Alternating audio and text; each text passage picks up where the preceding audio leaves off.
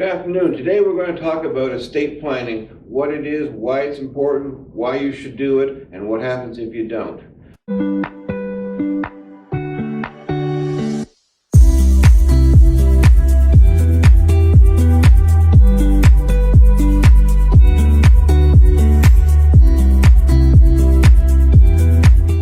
My name is Roy Thomas. I'm with Sutton Group Professional Realty in Halifax Senior Living. Sitting here today with Fred Perry from Hub Financial. Fred, perhaps you could tell us a little bit about yourself to start with. Yes, I'm a two-time Hall of Famer in the sport of basketball. Just to have a little sports-minded people that might want to talk from the seniors world. The other thing is that I'm a graduate of St. Mary's University, also Zarephath Bible Seminary, where I went to seminary there, and I had the opportunity to learn the Bible and things of that nature.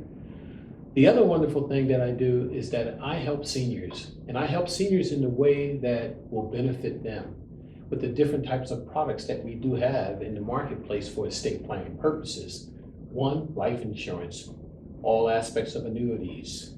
You're looking at investments and things of that nature. Will I ever run out of money and things of that nature from an estate planning standpoint? This is so major in today's world. Okay, so let's start with the first obvious question. Why should you plan your estate? Well, estate planning is very, very key to every individual in the world today, because if you have the proper estate plan, let's talk about the positives first. If you have the proper estate plan, everything flows very smoothly, and whoever is the executor or heirs of that particular individual will receive those benefits accordingly. Like you have said, before that person's demise or before they passed away. The other unique thing that we find with estate planning, and I tell you, this just blows my mind. People have to bring family members together to build up enough cash to pay for funeral expenses, also the caskets and things of that nature. If they're being cremated, they have to come up with funds for that. All the funeral arrangements. And plus the funeral director has to get paid as well. So it's very, very key in doing estate planning so that you make sure that the assets are basically set up properly and that things are dispersed even properly. Jewelry, diamond rings, all those things are part of a person's estate. Okay, so Fred, let's start. Let's say somebody decided, fine, it's time, I've got to set my estate up. Who do they talk to? Who would they go to first? I'm assuming there's some professionals they should use. So who would they want to talk to get the ball rolling? Well, one of the things that I always say to people, you have to form what they call an estate planning team. That estate planning team will be number one, lawyer. Number two, an accountant. Number three, the financial advisor or the insurance advisor or the wealth advisor, okay? There might be a trust officer involved in this situation. Those are your major players in handling estate planning. Okay. So an estate plan would incorporate what exactly would somebody do to put an estate plan in place? What documents do they need to have? One of the major documents is a will. Okay. In that will, you want to make sure that you set up your executors properly. If you don't set up your executors properly, that means that you can die intestate without a will. And that could be major problems, because what does that cause? Well, my brothers and sisters might say, well, mom left this to me. My father, might say that dad left this to me. And it's just nothing but issues. But when you have it down on paper, everything is organized. And see, you have to understand a couple of things when you're looking at a will. The will basically has to be structured properly, because a lot of people, when they die with a will, that will, you have to have an executor in that will. Before that will is even set up, you should also have what they call an enduring power of attorney. Why? This is a second document. Yes. Okay. Those are your areas of a will. So what is the power of attorney? Power of attorney is a person that basically will make decisions on your bank account, any money that's flowing, any property that's flowing. They also have the power to make decisions on your particular medical situations, whether you're incapacitated or mental issues. Okay. all right.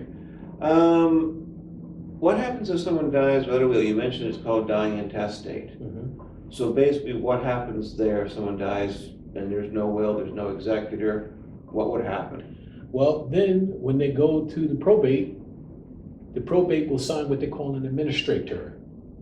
The administrator's job is to basically take the role of an executor. Now, they could choose whether it's a family member, but that family member has to at least have a little bit of knowledge, and they coach them along the way to make sure that the estate is handled properly. Okay. So I'm assuming you have to go to court and there's a fees to do all Exactly. this? Exactly. All this would have been saved had the person had the will? That's correct. Okay, all right. So what is a beneficiary and are there different types? Well, they have different types of beneficiaries when it comes to life insurance, when it comes to investments. They want to make sure that the beneficiaries, there's two. There's a revocable beneficiary and there's what they call an irrevocable beneficiary. A revocable beneficiary, basically, you can change beneficiaries like you're changing socks. Okay, On the other way, if you have an irrevocable beneficiary, that means that I would have to seek that beneficiary that's already set as the irrevocable beneficiary. I have to call that individual and say, can I have your permission to change the beneficiary? If that beneficiary says no, it stays in place. okay. It could be a fight. I can see that. I can see that. Sounds like you'd need legal advice about what to do Exactly. and which way to make the beneficiary, whether it should be revocable or irrevocable. That's correct. Okay, But okay. most people will choose a revocable beneficiary. So this is, for example, on insurance policies, Yes. could it be on things like assets, RSPs, correct. tax-free savings accounts? Mutual funds, segregated funds, any of those type of investments. Okay, so when the person dies, That's correct. you already decided who's gonna get that particular investment. So you could have your kids on one, you could have your wife on another, do whatever you want. Exactly. Okay, Mhm. all right, good enough.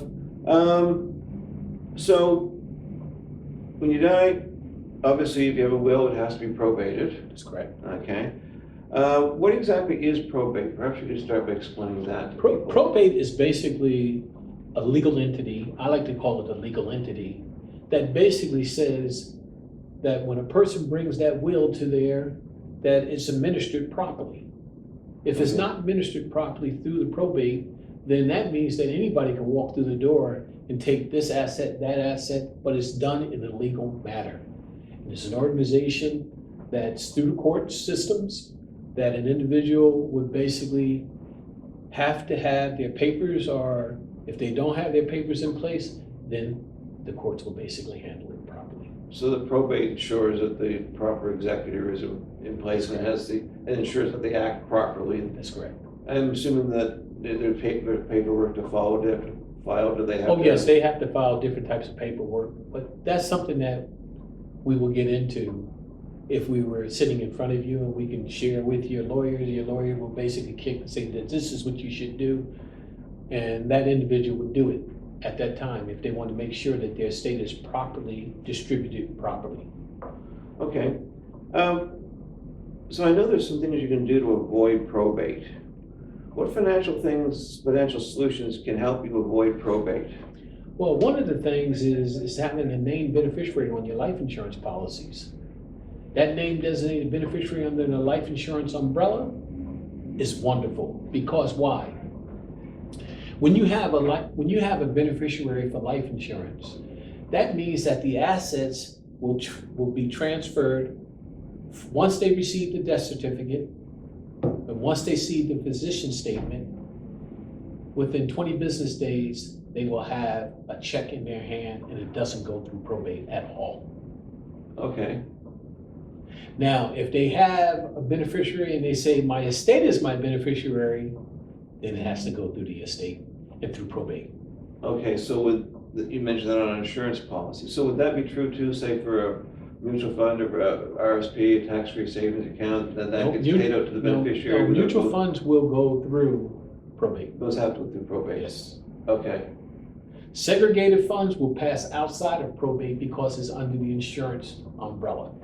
so for people who may not be aware of this, what's the difference between segregated funds and mutual funds? I'm glad that you asked that, Roy.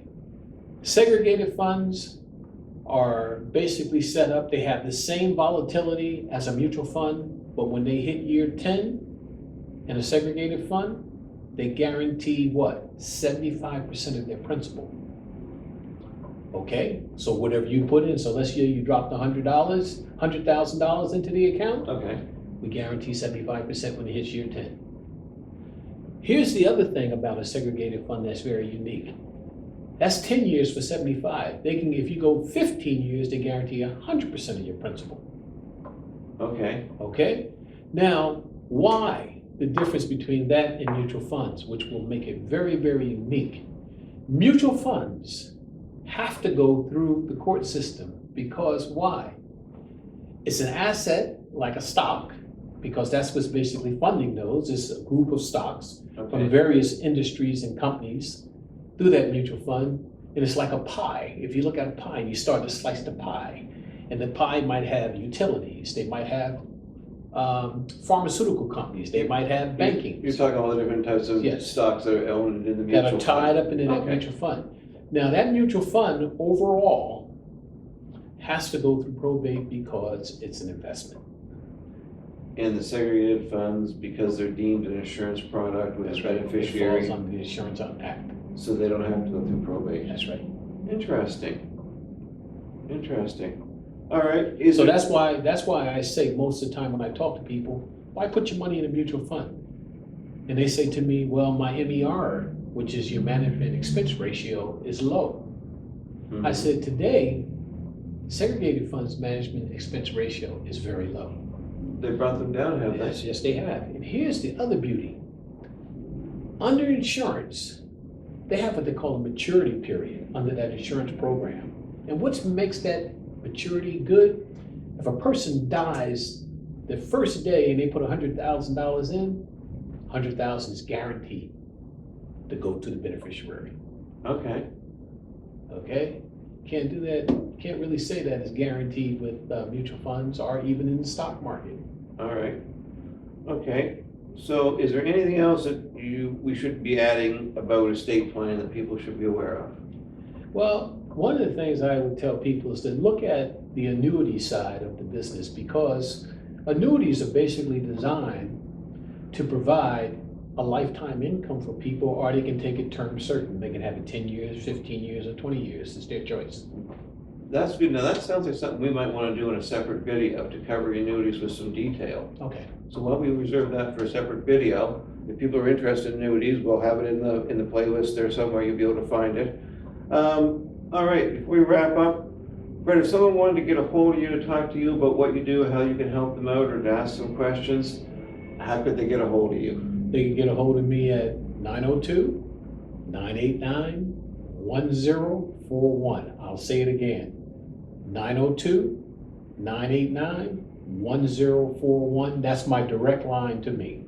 All right. Or if they can either phone me or text me.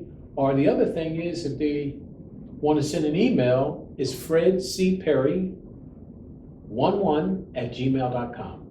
And that's direct to me. All right, perfect. We'll put those, if you missed those, we'll put them down below in the notes underneath the video. Thanks very much for watching. I'm Roy Thomas from Second Professional Realty. Please click like and subscribe, and don't forget to hit the notification bell. Thanks very much.